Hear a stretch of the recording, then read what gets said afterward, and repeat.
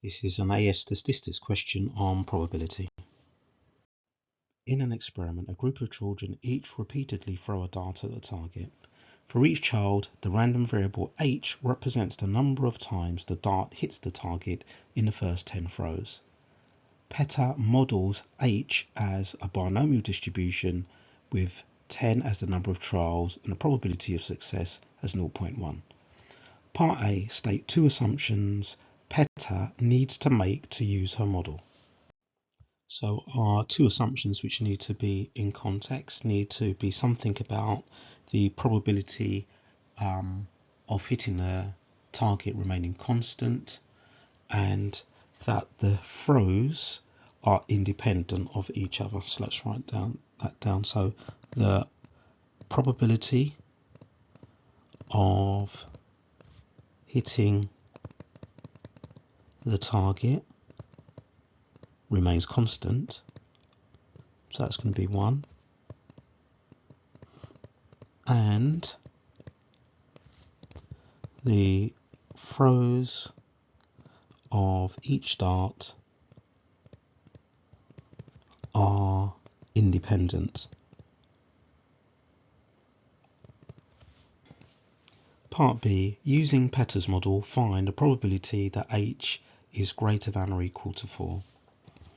Okay, so the probability that h is greater than or equal to 4 is going to be equal to 1 minus the probability that h is less than or equal to 3. So this we can do on our calculator. We've already been given the binomial model, which is h is models a binomial distribution with 10 and 0.1. So we're going to be using binomial CD. We'll calculate this and then we'll do 1 minus that. Okay, so I'll just put equals 1 minus.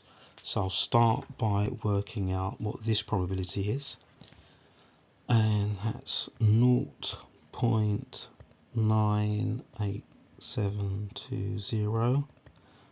So I'll just change the mode of my calculator back to a calculator mode and just do 1 minus answer, and that gives me 0.012795. Three significant figures, so 0.0128 is my probability answer for part B.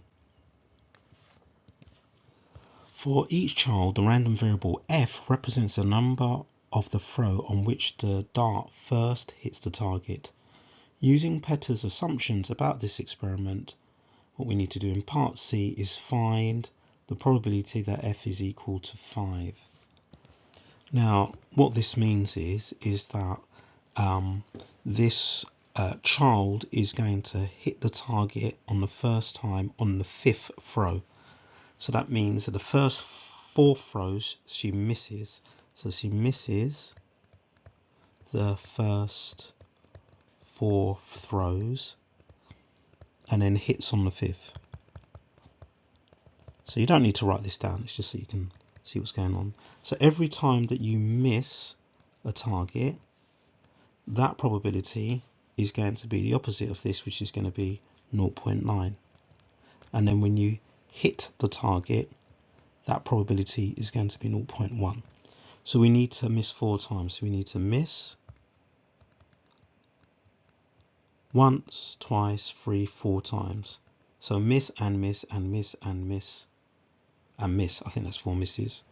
And then hit once on the 5th turn.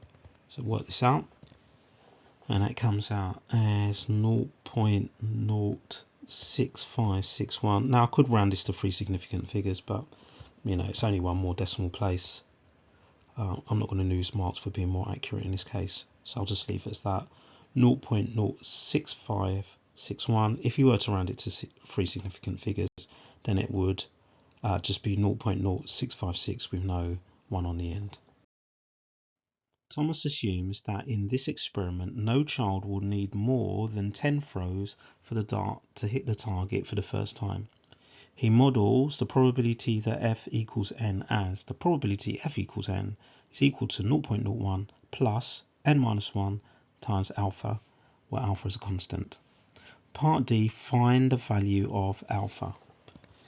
Now, probably the best way to do this is to set up a probability distribution like probabilities in the table, so that we can see what's going on, and then maybe we can look at any patterns and use that to help us work out the probability of alpha. So we know this is going to go from 1 to 10. Now, I don't think I'm going to do all the way from 1 to 10. So let's just do the first 3 like this. And then what I'll do the last 2 here. Hopefully that should be enough information to see what's going on. Right, so all we need to do is to substitute these values of n into the formula. So when n is 1, we just get 0 here, so we've just got 0.01. When n is 2, so we'll have 0.01, so they're all going to start with 0.01, plus 2 minus 1, which is 1, times by alpha, which is just alpha.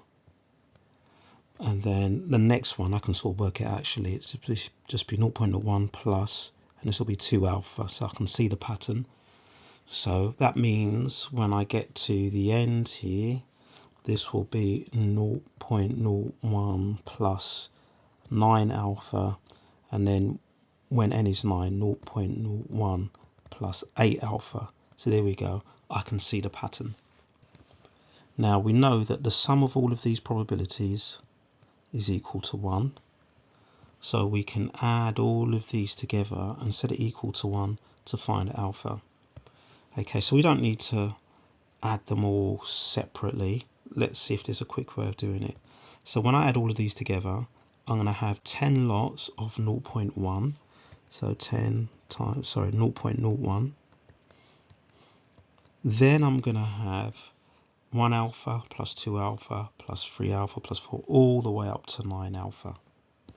And that will give me 45 alphas if you add all of those up, which is equal to 1. I guess another way of doing it is to realize that what we've got here is an arithmetic sequence where we're adding alpha to get the next term. So we could use the formula for the sum of an arithmetic series and just do n over 2 times by 2a plus n minus 1d. So we could do that. I guess we will get the same value here. Right, so let's now work out alpha from this equation. So let's have a look. So we've got 10 times by 0.01, which is 0.1. We'll take 0.1 away from both sides. So we'll have 45 alpha is equal to 0.9. We'll divide both sides by 45 to get alpha. So that'll be 0.9 divided by 45, and we get 1 over 50, which is 0.02. So we have our value of alpha. Part E, using Thomas's model, find the probability that f is equal to 5. Okay, well, that would be somewhere in here. That's going to be 0.01 plus 4 alpha, so just using a pattern. So that's 0.01 plus 4 times by 0.02, and that gives 0.09. So there's the probability according to Thomas's model. Part F, explain how Petter's and Thomas's models differ in describing the probability that a dart hits the target in this experiment. Now, in Petter's model, the probability of hitting the target was constant. So these values in the bottom of the table, if we had done a probability distribution, would have all been the same. However, in Thomas's model, can you see that this probability is not constant, it's changing. In fact, it's increasing because we're adding a multiple of alpha, and that multiple of alpha is increasing. So they're the main differences. So in Petter's model, the probability, I guess, of hitting the target of hitting the target remains constant,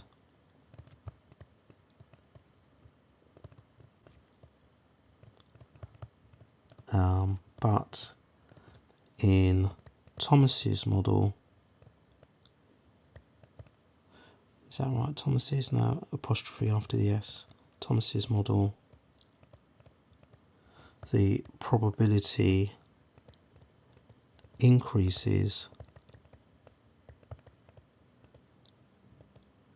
with each throw.